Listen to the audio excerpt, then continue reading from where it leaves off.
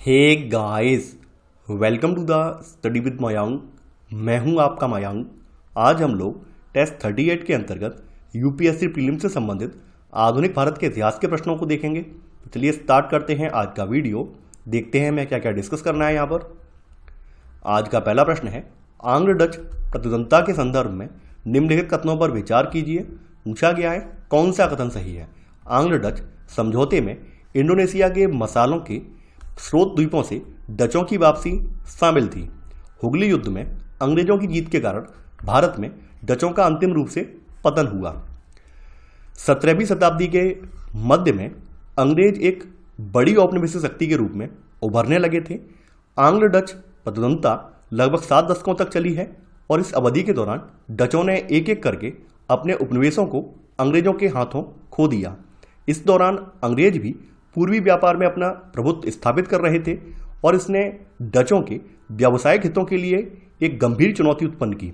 यह व्यावसायिक प्रतिद्वंद्विता शीघ्र ही एक रक्त रंजित युद्ध में बदल गई है और लंबे समय तक युद्ध चलने के बाद वर्ष 1667 में यानी 1667 में दोनों के बीच यानी अंग्रेजों के बीच और डचों के बीच एक समझौता हुआ है और इस समझौते के अंतर्गत ब्रिटिश इंडोनेशिया पर अपने सभी दावों को वापस लेने की सहमत हो गए हैं और डच जो है ये इंडोनेशिया में अपने अधिक फायदेमंद व्यापार पर ध्यान केंद्रित करने हेतु भारत में व्यापार को त्यागने पर ये सहमत हो गए हैं। यानी कि यहाँ पर आप समझ रहे हैं, ब्रिटिशर्स ने ये कह दिया कि हम इंडोनेशिया में अपने सारे दावे त्याग रहे हैं और इन्होंने ये कह दिया डचों ने कि हम इंडिया में अपने सारे दावे त्याग रहे हैं, हम केवल इंडोनेशिया में सीमित हो जा रहे हैं। तो यहाँ पर आपका पहला वाला कथन जो है ये गलत हो जाएगा। सेकेंड वाला कथन यहाँ पर ये सही है। हुगली युद्ध में अंग्रेजों की जीत के कारण भारत में डचों का अंतिम रूप से जो है पतन हुआ। देखिए, एक युद्ध है चिन सुरहा, इसका नाम है चिन सुरहा करके युद्ध हुआ है ये, और इस युद्ध को हुगली युग के युद्ध के नाम से भी जाना जाता है। और ये युद्ध जो हुआ है 25 नवंबर 1759 को हुआ है। ये 1759 को ये युद्ध हुआ है और इसमें भारत के चिन सुरहा के समीप हुआ है, जिसने भारत में डचों की जो महत्वाकांक्षा है इसको कुचल दिया है। तो यहां पर आपका सेकंड वाला कथन यहां पर सही है। तो आपका सही आंसर है यहां पर पहले का बी, केवल सेकंड। दूसरा प्रश्न है आपका, अगस्त प्रस्ताव के संदर्भ में निम्नलिखित में से कौन से कथन सही हैं। आपको कूट का प्रयोग करके सही उत्तर का चयन करना है। इसने स्पष्ट रूप से भारत के लिए डोमिनियन स्टेट्स को प्रस्तावित किया। युद्ध के बाद एक संविधान सभा का गठन किया जाएगा जहां भारतीय संविधान के संबंध में निर्णय करेंगे। इसने वायसराय की विस्तारित कार्यकारी परिषद में अधिकांश भारतीयों की भागीदारी हेतु प्रावधान किया। देखिए, भारत के वायसराय लॉर्ड लिनलिथगो ने अगस्त प्रस्ताव की घोषणा की और ये घोषणा कब हुई है आपको पता होना चाहिए, 1940 में हुई है, 1940 में। ये 1940 में जो आपके भारतीय वायसराय हैं लॉर्ड लिनलिथगो, इन्होंने अगस्त प्रस्ताव की घोषणा की है। इसमें आपका पहला वाला कथन आपका बिल्कुल सही है। भारत के उद्देश्य के रूप में डोमिनियन स्टेट्स प्रस्तावित किया गया इसमें। तो यहां पर आपका पहला वाला कथन यहां पर यह भी सही है। यहां पर आपका सेकंड वाला कथन है यह भी सही है कि जो सेकंड वर्ल्ड वार है इसके बाद एक संविधान सभा का गठन किया जाएगा जहां भारतीय संविधान के संबंध में निर्णय करेंगे। तो यह भी इसमें शामिल था। यहां पर आपका तीसरा वाला कथन भी सही है। वायसराय की कार्यकारी परिषद का विस्तार किया जाएगा जिसमें अधिकांश भारतीय होंगे जिन्हें प्रमुख राजनीतिक दलों से चुना जाएगा। तो यहां पर आपका तीसरा वाला कथन भी सही है। तो यहां पर आपका 1, 2, 3 तीनों ही कथन सही हैं। तो आपका सही आंसर है सेकंड का ए, 1, 2 और 3। तीसरा प्रश्न है आपका, जलियांवाला बाग हत्याकांड के संदर्भ में निम्नलिखित कथनों पर विचार कीजिए। पूछा गया है कौन सा कथन सही है। डॉक्टर सैफुद्दीन किचलू और डॉक्टर सत्यपाल की गिरफ्तारी के विरोध में जलियांवाला बाग में भारी भीड़ जमा हो गई थी। इस घटना के बाद महात्मा गांधी ने हत्याकांड के विरुद्ध अखिल भारतीय हड़ताल का आयोजन करने के लिए सत्याग्रह सभा का गठन किया। रविन्द्रनाथ टैगोर ने अपनी नाइटहुड की उपाधि त्याग दी। हंटर आयोग की रिपोर्ट के बाद हाउस ऑफ लॉर्ड्स ने जलियांवाला बाग में डायर की कार्रवाई के विरुद्ध मतदान किया था। देखिए, अमृतसर में 10 अप्रैल को वहां के 2 स्थानीय नेता हैं डॉक्टर सैफुद्दीन किचलू और डॉक्टर सत्यपाल, इनकी गिरफ्तारी हो जाती है और गिरफ्तारी के परिणामस्वरूप टाउन हॉल और डाकघर पर हमला हुआ है। टेलीग्राफ के तार काट दिए गए हैं। इसके अलावा जो यूरोपीय लोग हैं जिनमें उनकी महिलाएं भी शामिल हैं, इन पर हमला किया गया है। तो जब ज़्यादा उत्पात हुआ है तो उस उत्पात को रोकने के लिए पूरा शहर जो है ये सेना के हवाले कर दिया गया है। इस शहर को जनरल डायर को सौंप दिया गया है। तो जनरल डायर ने सार्वजनिक सम्मेलनों और सभाओं पर प्रतिबंध लगाने का आदेश जारी कर दिया है। फिर उसके बाद तारीख आती है 13 अप्रैल की, 13 अप्रैल 1919, इतिहास का वो काला दिन। तो यहाँ पर क्या है, यहाँ पर डॉक्टर सैफुद्दीन किचलू और डॉक्टर सत्यपाल की गिरफ्तारी के विरोध में यहाँ पे वैसाखी का दिन है और लोग जलियांवाला बाग में यहाँ पे एकत्रित होते हैं। उसी समय यहाँ पर जनरल डायर आता है और निहत्थे लोगों पर गोली चलाने का आदेश दे देता है, जिसमें काफ़ी संख्या में लोग मारे जाते हैं। तो यहाँ पर आपका पहला वाला जो कथन है ये कथन बिल्कुल सही है। सेकंड वाला जो कथन है ये आपका कथन सही नहीं है। यहाँ पे लिखा हुआ है, इस घटना के बाद महात्मा गांधी ने हत्याकांड के विरुद्ध अखिल भारतीय हड़ताल का आयोजन करने के लिए सत्याग्रह सभा का गठन किया। देखिए, महात्मा गांधी ने जो सत्याग्रह सभा की बात हो रही है उसका जो गठन किया है ये फरवरी में किया है। ध्यान देना, ये फरवरी 1919 में किया है और ये घटना जो हुई है वो घटना हुई है 13 अप्रैल 1919 को। तो यहाँ पर सेकंड वाला कथन आपका गलत हो जाएगा। आपका तीसरा वाला जो कथन है ये बिल्कुल सही है। पंजाब की घटनाओं की जानकारी फैलने पर पूरे देश में भय व्याप्त हो गया। जनता के इस कष्ट का वर्णन महान कवि और मानवतावादी जो रचनाकार हैं रविन्द्रनाथ टैगोर द्वारा व्यक्त किया गया और इन्होंने इसके विरोध में अपनी नाइटहुड की उपाधि जो है ये त्याग दी है। तो यहाँ पर आपका तीसरा वाला कथन ये सही है। चौथा वाला जो कथन है ये गलत है। पंजाब के उपद्रव की जांच हेतु सरकार द्वारा हंटर समिति नियुक्त की गई है और यह सिर्फ एक दिखावा था, क्योंकि हाउस ऑफ लॉर्ड्स ने जनरल डायर की कार्रवाई के पक्ष में मतदान किया था, विरुद्ध मतदान नहीं किया था, बल्कि इसकी कार्रवाई के पक्ष में मतदान किया था। तो यहाँ पर आपका चौथा वाला कथन है ये भी गलत है। यहाँ पर आपका केवल 1 और 3 कथन सही है, तो आपका सही आंसर है तीसरे का सी, केवल 1 और 3। चौथा प्रश्न है आपका, भारतीय राष्ट्रीय कांग्रेस और मुस्लिम लीग के बीच हुए एकता समझौते अर्थात लखनऊ समझौते के संदर्भ में निम्नलिखित कथनों पर विचार कीजिए। पूछा गया है कौन सा कथन यहाँ पर सही नहीं है, ये आपको बताना है। कांग्रेस एवं मुस्लिम लीग दोनों ने राजनीतिक सुधारों की एक संयुक्त योजना प्रस्तुत की। इसमें स्वराज की शीघ्र प्राप्ति की मांग रखी गई। दोनों संगठनों ने पृथक निर्वाचक मंडल के प्रस्ताव को अस्वीकार कर दिया। देखिए, आपका पहला वाला जो कथन है ये कथन बिल्कुल सही है। भारतीय राष्ट्रीय कांग्रेस का जो लखनऊ अधिवेशन था दिसंबर 1916 में हुआ है, ये आपको पता ही होना चाहिए। ये दिसंबर 1916 में ये अधिवेशन हुआ है। तो इस अधिवेशन में कांग्रेस और मुस्लिम लीग दोनों ने राजनीतिक सुधारों की एक संयुक्त योजना प्रस्तुत की है। तो यहाँ पर आपका पहला वाला कथन बिल्कुल सही है। सेकंड वाला कथन यहाँ पर यह भी सही है।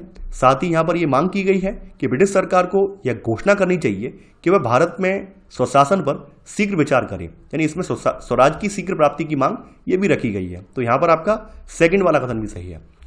अब देखिए, यहाँ पे बताया गया तीसरे वाले स्टेटमेंट में दोनों संगठनों ने पृथक निर्वाचक मंडल के प्रस्ताव को अस्वीकार कर दिया, जो कि गलत है। इस समझौते में पृथक निर्वाचक मंडल के सिद्धांत को भी स्वीकार किया गया है और इसने भविष्य में भारतीय राजनीति में सांप्रदायिकता के पुनरुत्थान का मार्ग प्रशस्त कर दिया गया है। तो यहाँ पर आपका तीसरा वाला कथन जो है ये गलत हो जाएगा। केवल 1 और 2 कथन यहाँ पर सही है। तो यहाँ पर आपका पूछा गया है कौन सा कथन सही नहीं है, यहाँ पे पूछा गया है, तो यहाँ पर आपका आंसर होगा चौथे का सी, क्योंकि केवल तीसरा वाला कथन यहाँ पर सही नहीं है।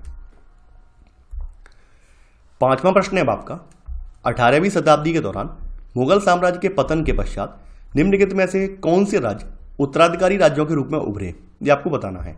बंगाल, हैदराबाद, पंजाब, मराठा, अवध। देखिए, यहाँ पर 18वीं शताब्दी में जब मुगल साम्राज्य का अंत हो जाता है तो उसके बाद स्वतंत्र और अर्ध स्वतंत्र शक्तियों में बंगाल, अवध और हैदराबाद जैसे कुछ राज्यों को उत्तराधिकारी राज्य के रूप में वर्णित किया जा सकता है। यानी कि यहाँ पर बंगाल, हैदराबाद और अवध जो हैं ये आपके क्या है, उत्तराधिकारी राज्यों के रूप में उभरे हैं। तो यहाँ पर आपका पंजाब और मराठा इसमें शामिल नहीं है। तो यहाँ पर आपका सही आंसर जो है वो है 5वें का सी, केवल 1, 2 और 5। 6वां प्रश्न है आपका, वायसराय लॉर्ड नीलनिथिगो के कार्यकाल के दौरान निम्नलिखित में से कौन सी घटनाएं घटी थीं? राजकोट सत्याग्रह, अगस्त क्रांति, द्वितीय विश्व युद्ध का आरंभ। लॉर्ड नीलनिथिगो सर्वाधिक समय तक भारत के वायसराय रहे हैं और इनका कार्यकाल जो है वर्ष 1936 से लेकर 43 तक है। तो यहाँ पर आपका आप समझ सकते हैं जो राजकोट का सत्याग्रह हुआ है ये 1938-39 में हुआ है, यानी ये 1938-39 की घटना है। तो ये भी इनके कार्यकाल में हुई है। अगस्त क्रांति की बात कर लें तो वर्ष 1942 में कांग्रेस ने भारत छोड़ो प्रस्ताव पारित किया है, जिसके आधार पर भारत छोड़ो आंदोलन प्रारंभ हुआ है और इस आंदोलन को अगस्त क्रांति के रूप में जाना जाता है और ये 1942 की घटना है। अब आगे बात कर लेते हैं द्वितीय विश्व युद्ध का आरंभ। तो द्वितीय विश्व युद्ध जो है 1939 से प्रारंभ होकर 1945 में एंड हुआ है। तो ये भी इनके समय में ही हुआ है, यानी ये तीनों ही घटनाएं इनके समय काल की हैं। तो यहां पर आपका सही आंसर है छठवें का डी, 1, 2 और 3। 7वां प्रश्न है आपका, निम्नलिखित में से कौन से राजनीतिक समूह या समूहों ने भारत छोड़ो आंदोलन में भाग नहीं लिया? मुस्लिम लीग, हिंदू महासभा, भारतीय कम्युनिस्ट पार्टी। अगस्त 1942 में महात्मा गांधी जी ने भारत छोड़ो आंदोलन की शुरुआत की और भारत छोड़कर जाने के लिए अंग्रेजों को विवश करने के लिए एक सामूहिक सबने अवज्ञा आंदोलन करो या मरो आरंभ करने का इन्होंने निर्णय लिया है। इस आंदोलन के बाद रेलवे स्टेशनों, दूरभाष कार्यालयों, सरकारी भवनों और अन्य स्थानों तथा औपनिवेशिक शासन के उपनिवेश राज के संस्थानों पर बड़े स्तर पर हिंसा यहाँ पर शुरू हो गई है। तो भारतीय स्वतंत्रता आंदोलन के दौरान ऐसे अनेक सक्रिय राजनीतिक समूह थे जो कि इस आंदोलन के विरुद्ध थे। इसमें मुस्लिम लीग, हिंदू महासभा और भारतीय कम्युनिस्ट पार्टी और कुछ रियासतें भी शामिल थीं।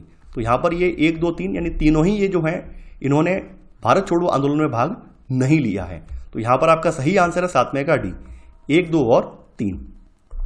8वां प्रश्न है आपका, 1833 के चार्टर अधिनियम के संदर्भ में निम्नलिखित कथनों पर विचार कीजिए। पूछा गया है कौन सा कथन सही है? इस अधिनियम ने ब्रिटिश ईस्ट इंडिया कंपनी का भारत में एक वाणिज्यिक अभिकरण के रूप में अस्तित्व समाप्त कर दिया था। इस अधिनियम में कंपनी के ऋणों को भारत सरकार द्वारा वहन किए जाने का प्रावधान किया गया है। 1833 का चार्टर अधिनियम ईस्ट इंडिया कंपनी के कार्यक्षेत्र एवं प्राधिकार को परिभाषित करने वाला एक महत्वपूर्ण संवैधानिक दस्तावेज था और इसमें प्रावधान किया गया कि British east India company Bharat में एक वाणिज्यिक अभिकरण अब नहीं है। इसका मतलब ये है कि इसके पश्चात जो ये कंपनी जो है ये सम्राट की राजनीतिक अभिकर्ता के रूप में कार्य करेगी। तो यहाँ पर आपका पहला वाला जो कथन है ये बिल्कुल सही है। यहाँ पर आपका सेकंड वाला कथन है ये भी सही है। देखिए 1833 के चार्टर अधिनियम ने कंपनी के चाय के व्यापार और चीन के साथ जो व्यापारिक एकाधिकार है इसको समाप्त कर दिया है। इसके साथ साथ कंपनी के ऋणों का भुगतान भारत सरकार द्वारा वहन करने का भी प्रावधान किया गया है। भारत सरकार को अपने शेयरधारकों को उनकी पूंजी पर 10% वार्षिक लाभांश का भुगतान भी करना था। तो यहाँ पर आपका 1 और 2 दोनों ही कथन सही हैं। तो आपका सही आंसर है आपका 8वें का सी, यानी 1 और 2 दोनों। 9वां प्रश्न है आपका, निजाम उल मुल्क आसफ जाह के संदर्भ में निम्नलिखित कथनों पर विचार कीजिए। पूछा गया है कौन सा कथन सही है? निजाम उल मुल्क आसफ जाह अवध राज्य का संस्थापक था। वह मुगल सम्राट जहांगीर शाह का समकालीन था। उसने हिंदुओं के प्रति सहिष्णुता की नीति का अनुसरण किया। देखिए आपका पहला वाला कथन सही नहीं है। निजाम उल मुल्क आसफ जाह अवध का नहीं बल्कि ये हैदराबाद राज्य का संस्थापक था, यानी इसने 1724 में हैदराबाद राज्य की नींव रखी थी। तो यहाँ पर आपका पहला वाला कथन गलत हो जाएगा। सेकंड वाला कथन ये भी गलत है। जहांगीर शाह का जो कार्यकाल है वो 1712 से लेकर 13 के बीच में है। वहीं एक सम्राट हुए हैं मोहम्मद शाह। तो मोहम्मद शाह का जो कार्यकाल है वो कार्यकाल यहाँ पर 1719 से लेकर 48 तक है, यानी ये जहांगीर शाह के कार्यकाल में नहीं था बल्कि ये मोहम्मद शाह के समकालीन था। 19 से लेकर 48 तक इनका कार्यकाल है और ये इनके समकालीन था। तीसरा वाला कथन यहाँ पर यह भी सही है। उसने हिंदुओं के प्रति सहिष्णुता की नीति का अनुसरण किया। इसका एक एग्जाम्पल भी है। उसने पूरन चंद्र नाम का एक हिंदू है उसको दीवान बनाया था। तो यहाँ पर आपका केवल पहला वाला कथन सही है। तो आपका सही आंसर है केवल थर्ड। 10वां प्रश्न है आपका, व्यक्तिगत सत्याग्रह के संदर्भ में निम्नलिखित कथनों पर विचार कीजिए। पूछा गया है कौन सा कथन सही नहीं है? गांधी जी व्यक्तिगत सत्याग्रह करने वाले पहले व्यक्ति थे। व्यक्तिगत सत्याग्रह का उद्देश्य ब्रिटेन के युद्ध प्रयासों को बाधित करना था। देखिए अक्टूबर 1940 में महात्मा गांधी ने व्यक्तिगत सत्याग्रह का आह्वान किया है और पहला वाला कथन जो है ये सही नहीं है। गांधी जी व्यक्तिगत सत्याग्रह करने वाले पहले व्यक्ति नहीं थे बल्कि आचार्य विनोबा भावे जो हैं ये व्यक्तिगत सत्याग्रह करने वाले पहले व्यक्ति थे। देखिए व्यक्तिगत सत्याग्रह का जो विचार है ये इसलिए रखा गया है ताकि भारत में बड़े पैमाने पर उथल पुथल से ब्रिटेन का युद्ध बाधित ना हो। तो यहाँ पर आपका सेकंड वाला कथन ये भी गलत हो जाएगा, यानी व्यक्तिगत सत्याग्रह का उद्देश्य ब्रिटेन के युद्ध प्रयासों को बाधित करना नहीं था। तो यहाँ पर आपका सेकंड वाला भी गलत हो जाएगा। यहाँ पर आपका 1 और 2 दोनों ही कथन गलत हैं। तो आपका सही आंसर है 10वें का सी, यानी 1 और 2 दोनों ही सही नहीं है। 11वां प्रश्न है आपका, निम्नलिखित कथनों पर विचार कीजिए। पूछा गया है कौन सा कथन सही है? 3 जून 1947 को लॉर्ड माउंटबेटन ने घोषणा की कि जून 1948 तक अंग्रेज भारत छोड़ देंगे। कांग्रेस के राष्ट्रवादी नेताओं ने द्विराष्ट्र सिद्धांत के रूप में भारत के विभाजन को स्वीकार किया। देखिए, आपका पहला वाला कथन सही नहीं है। 20 फरवरी 1947 को ब्रिटिश प्रधानमंत्री क्लीमेंट एटली ने घोषणा की कि जून 1948 तक ब्रिटिश सरकार जो है भारतवासियों को सत्ता सौंपकर भारत को छोड़ देगी। तो यहां पर आपका पहला वाला कथन गलत हो जाएगा। सेकंड वाला कथन ये भी सही नहीं है। बड़े पैमाने पर रक्तपात और सांप्रदायिक दंगों से बचने हेतु कांग्रेस के राष्ट्रवादी नेता भारत के विभाजन के लिए सहमत हो गए, लेकिन उन्होंने कभी भी द्विराष्ट्र सिद्धांत को स्वीकार नहीं किया है। तो यहां पर आपका 1 और 2 दोनों ही कथन यहां पर गलत हैं। तो आपका सही आंसर है 11 का डी। ना तो एक सही है और ना ही दूसरा। 12वां प्रश्न है आपका, वे एक सेवानिवृत्त भारतीय सिविल सेवा अधिकारी और उपनिवेशवाद के आर्थिक आलोचक थे। उन्होंने 20वीं शताब्दी के आरंभ में अपनी पुस्तक the economic history of India प्रकाशित की, जिसमें उन्होंने 1757 के बाद से औपनिवेशिक शासन के संपूर्ण आर्थिक अभिलेखों की सूक्ष्मता से जांच की। उपरोक्त परिच्छेद में निम्नलिखित में से किस व्यक्तित्व का वर्णन किया जा रहा है? बिहारी लाल गुप्ता, जी सुब्रमण्यम अय्यर, सुरेंद्रनाथ बनर्जी, रोमेश चंद्र दत्त। देखिए, यहां पर बात हो रही है रोमेश चंद्र दत्त जी की। तो रोमेश चंद्र दत्त एक सेवानिवृत्त भारतीय सिविल सेवा अधिकारी थे। उन्होंने 20वीं शताब्दी के आरंभ में अपनी पुस्तक the economic history of India प्रकाशित की, जिसमें उन्होंने 1757 के बाद से औपनिवेशिक शासन के संपूर्ण आर्थिक अभिलेखों की सूक्ष्मता से जांच की है। तो यहां पर आपका सही आंसर है 12 का डी वाला, रोमेश चंद्र दत्त।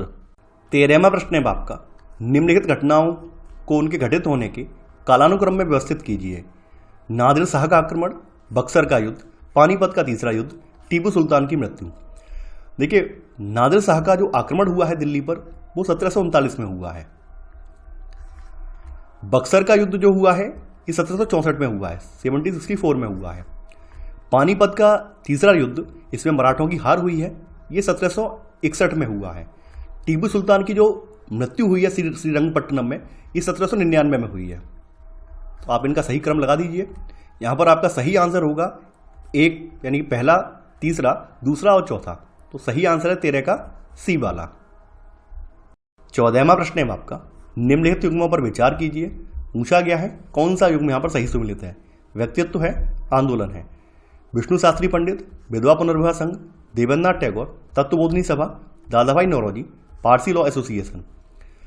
विष्णु शास्त्री पंडित का जन्म 1827 में सतारा जिले के बादमा में हुआ था। इन्होंने ब्रिटिश सरकार में अनुवादक के रूप में कार्य किया और ये विधवा पुनर्विवाह आंदोलन में अत्यधिक सक्रिय रहे। 28 जनवरी 1866 को फुले के आंदोलन से प्रेरित विष्णु शास्त्री ने विधवा पुनर्विवाह को बढ़ावा देने के लिए एक संस्था खोली और इसको विधवा पुनर्विवाह संघ के रूप में जाना गया। यानी ये 1866 में इन्होंने इसकी स्थापना की है। सेकंड वाला आपका ये भी सही है। तत्वबोधिनी सभा 6 अक्टूबर 1839 को कलकत्ता में हिंदू समाज और भारतीय समाज के सुधारकों द्वारा ब्रह्म समाज के एक पृथक समूह के रूप में आरंभ की गई थी और इसकी स्थापना, यहाँ पर इसके संस्थापक सदस्य देवेंद्रनाथ टैगोर थे। तो यहाँ पर आपका सेकंड वाला भी सही है, यानी इसकी स्थापना जो हुई है 1839 में हुई है। अगर हम बात करें यहाँ पे पारसी लॉ एसोसिएशन की, तो 1855 की एक जनसभा में पारसी लॉ एसोसिएशन की स्थापना की गई और इसके संस्थापक सदस्यों में दादाभाई नौरोजी शामिल थे। तो यहाँ पर आपके तीनों ही युग्म सही हैं। तो यहाँ पर आपका सही आंसर है 14 का ए, 1, 2 और 3। 15वां प्रश्न है आपका, 1857 के विद्रोह के पीछे निम्नलिखित में से कौन से कारण उत्तरदायी थे?